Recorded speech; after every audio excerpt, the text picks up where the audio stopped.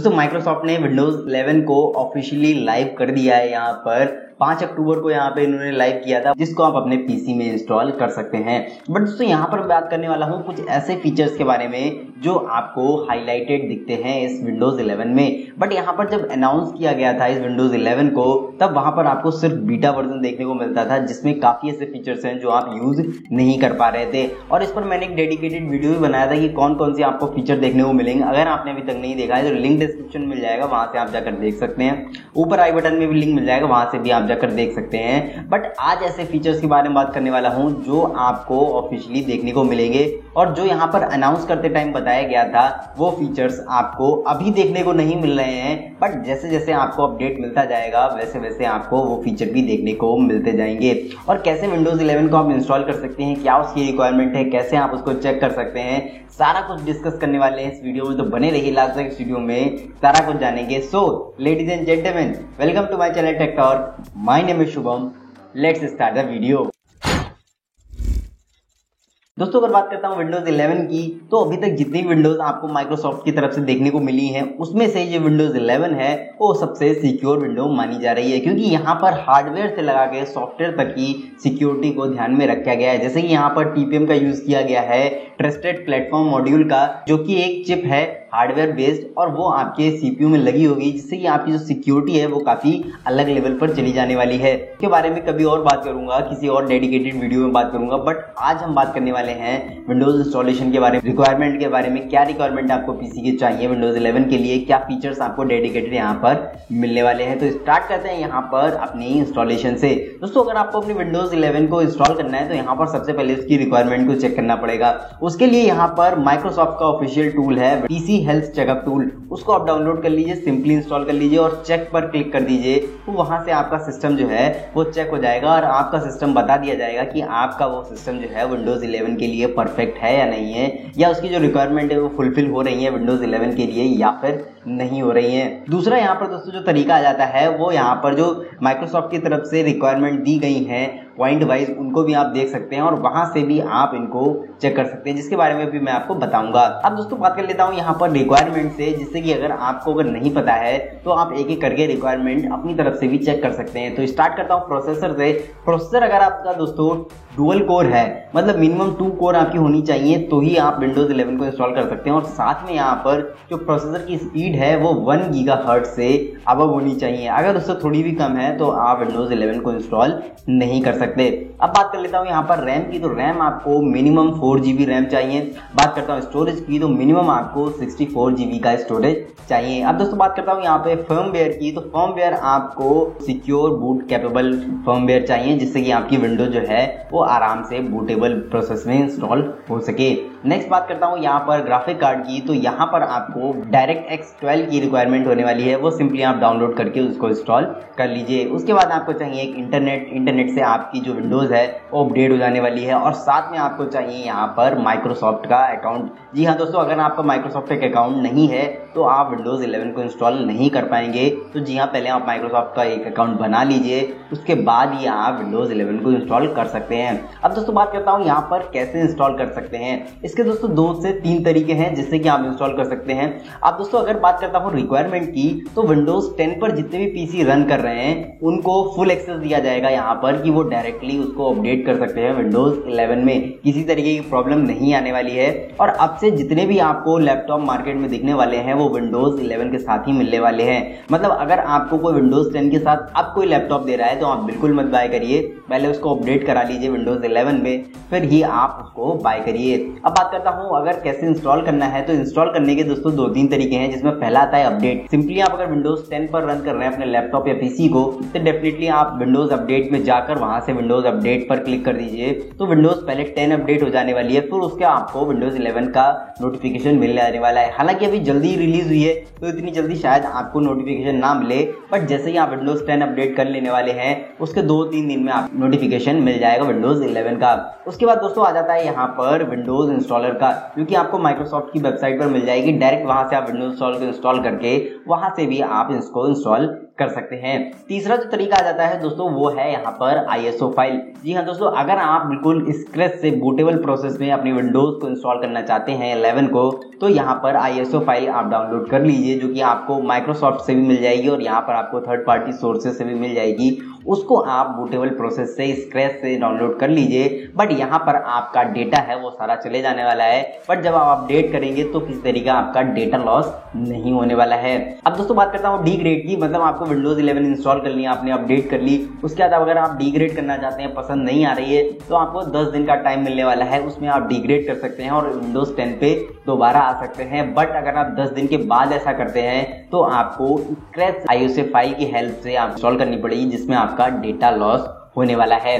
अब दोस्तों यहाँ पर बात कर लेता हूँ फीचर्स की, या फिर बात करता हूँ यहाँ पर विंडोज 11 के जो डेडिकेटेड फीचर हैं उनमें से कुछ स्पेशल फीचर्स के बारे में इस वीडियो में बात करूंगा। सभी फीचर्स के बारे में बात नहीं करने वाला हूँ।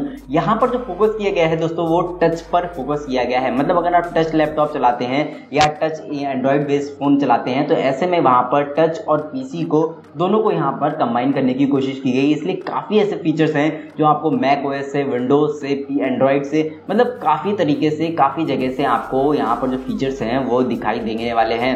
तो शुरुआत करते हैं यहाँ पर अपने पहले फीचर से, जो कि है यहाँ पर टास्क बार। दोस्तों टास्क बार में जो आपको आइकन दिखते थे वो अगर आप विंडोज 10 तक की बात करते हैं तो आपको लेफ्ट हैंड में देखने को मिलते थे, बट यहाँ पर आपको मिडिल में देखने वाले हैं। सिंपली आपको जो व्यू है एक तरीके का वो मैक की तरह मिलने वाला है। जो मैक आपको यूज करते हैं मैकबुक, वहां पर जो आपको एक्सपीरियंस मिलता है सेम। हालांकि इनको आप साइड में भी कर सकते हैं, बट जो एक्सपीरियंस यहाँ पर प्री इंस्टॉल डिफॉल्ट मिलने वाला है वो आपको मिडिल में ही मिलने वाला है।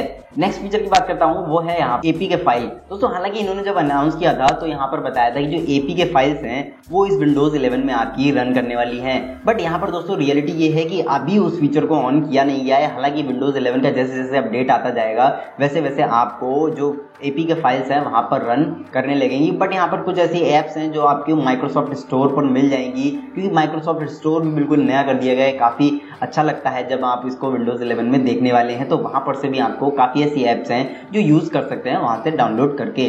दोस्तों नेक्स्ट पॉइंट की बात करता हूँ जो कि है यहाँ पर स्नैप लेआउट। दोस्तों स्नैप लेआउट मुझे काफ़ी अच्छा फीचर लगा, जिससे कि आप जो मल्टी विंडोज का एक टास्क होते हैं उनको आप एक स्क्रीन पर अगर परफॉर्म करना चाहते हैं तो वो ईजिली परफॉर्म कर सकते हैं। मतलब एक स्क्रीन पर आपको 2-3 विंडो खोल के रखनी है, 2-3 विंडो पर काम करना है तो आप इजीली कर सकते हैं। ये इस फीचर की वजह से, जो कि मुझे काफ़ी अच्छा फीचर लगा इस विंडोज 11 में। अब दोस्तों बात करता हूँ नेक्स्ट फीचर की, जो कि है यूनिवर्स मीडिया कंट्रोल। जैसे कि दोस्तों आप मोबाइल में देखते हैं, एंड्रॉइड में देखते हैं कि आप स्वाइप करते हैं ऊपर से आपके मीडिया कंट्रोल निकल के आ जाते हैं। जैसे कि बात करता हूँ ब्राइटनेस की या फिर ब्लूटूथ की, वाईफाई की, ये सारे ऑप्शन आपको देखने को मिल जाते हैं। सेम यहाँ पर विंडोज 11 में आपको राइट हैंड कॉर्नर पे देखने को मिल जाएगा। वहां से आपके जो मीडिया टूल्स हैं ब्राइटनेस वगैरह के, वो भी आपको इजीली दिख जाएंगे और वहां से आप इजीली बिल्कुल अपने विंडोज को कंट्रोल कर सकते हैं उन मीडिया कंट्रोल को।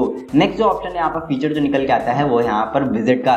तो विजिट्स मुझे काफी पसंद आए, क्योंकि यहाँ पर आपको काफी ऐसे लाइव अपडेट्स हैं जो कि देखने को मिलेंगे। जैसे टॉप स्टोरीज की बात करूँ कि मतलब क्या चल रहा है, जो भी आपकी न्यूज अपडेट होंगी, अगर आपका पीसी नेट से कनेक्ट है तो आपको वो मिल जाने वाली है।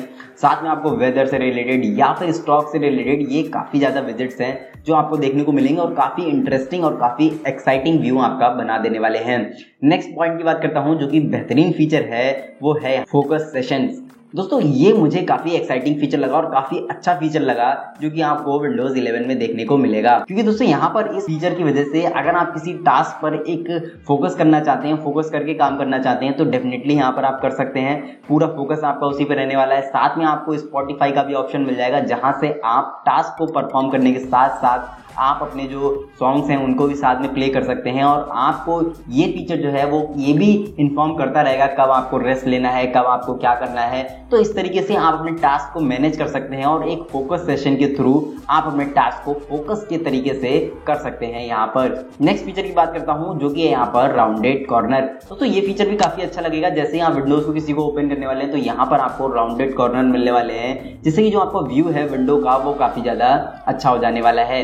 नेक्स्ट पॉइंट की बात करता हूँ यहाँ पर। नेक्स्ट पॉइंट है वॉइस टाइपिंग। दोस्तों यहाँ पर वॉइस टाइपिंग का जो फीचर दिया गया है वो काफी ज्यादा एक्यूरेट है।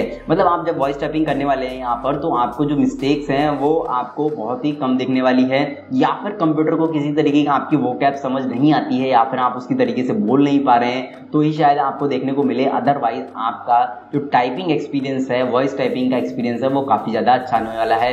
नेक्स्ट एंड लास्ट फीचर की बात करने वाला हूँ, वो है यहाँ पर ऑटो HDR, साथ में आपको डायनेमिक रिफ्रेश रेट देखने को मिलने वाला है। तो ये फीचर्स भी आपको आने वाले अपडेट में ही देखने को मिलेंगे। अभी तक किसी अपडेट में आपको नहीं मिलने वाले हैं फीचर, बट फिर भी जब भी आपको ये देखने को मिलेगा, मेरे हिसाब से काफी अच्छे फीचर होने वाले हैं। ऑटो HDR में आप काफी अच्छी गेमिंग देखने को मिलेगी। डायनेमिक रिफ्रेश रेट की बात करता हूं, तो जैसे आप यूज करने वाले हैं ऑटो एडजस्ट हो जाने वाला है आपका रिफ्रेश रेट, और हाई रिफ्रेश रेट पे आप जब यूज करने चाहते हैं, जैसे गेम खेल रहे होंगे, तो आपका हाई रिफ्रेश रेट एडजस्ट हो जाने वाला है, और वहां पर आपको एक्सपीरियंस जो है वो काफी अच्छा हो जाने वाला है। दोस्तों यही कुछ फीचर्स हैं जिसकी वजह से विंडोज 11 काफी ज्यादा हाईलाइट है और काफी ज्यादा चर्चा में है, क्योंकि यहाँ पर आपको जो फीचर्स हैं वो बिल्कुल अलग लेवल के देखने को मिलते हैं। अब दोस्तों यहाँ पर बात करता हूँ अगर प्राइसिंग की, तो प्राइसिंग अभी किसी तरीके की रिवील नहीं की गई है, और यह आपको 2022 से ही मिलना स्टार्ट होगी प्राइस के थ्रू।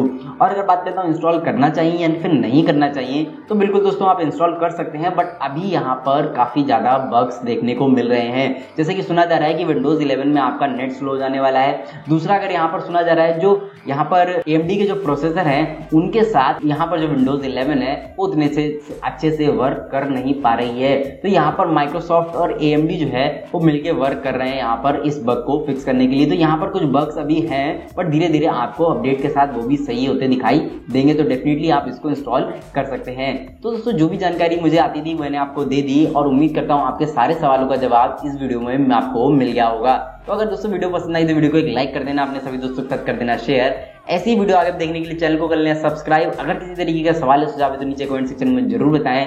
मिलता हूं नेक्स्ट वीडियो में, तब तक के लिए जय हिंद।